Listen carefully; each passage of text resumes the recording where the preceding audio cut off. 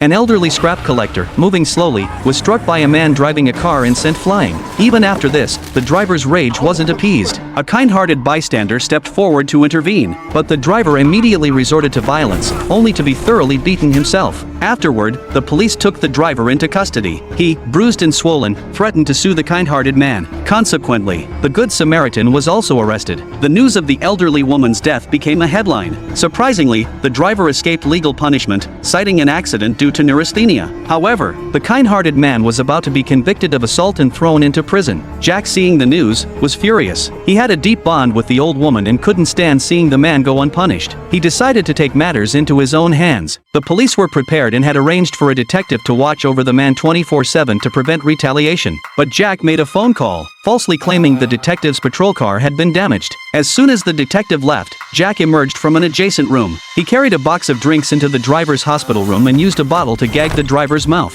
Jack had no intention of killing him immediately. 판사님께 잘 말씀드려. 깊게 반성하고 있으니 법정 최고형을 달라고.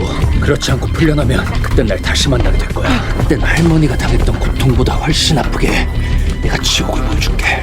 The detective arrived at his patrol car to find it perfectly intact. Realizing this was a diversion, he immediately rushed back to the hospital room. The driver claimed he had just been threatened. The police immediately began searching for Jack. However, the crucial surveillance room's feed had been hacked beforehand, forcing the detectives to search room by room. At this time, Jack had reached the stairwell. A police officer also searched the stairwell. Jack heard hurried footsteps, realized the danger, and immediately quickened his pace. He exited through a small door on the first floor, discarded his white lab coat, and put on a hat. Luckily, the police exited through the main entrance and didn't spot him. On the other side, the driver frantically called his brother for help, only to hear his phone ringing from inside the box of drinks Jack had brought. As he pulled out his phone, a masked figure knocked him unconscious with a club. Then, the masked figure directly threw the driver from an upper floor down to the ground. The commotion startled Jack, who had just left the hospital. What was going on?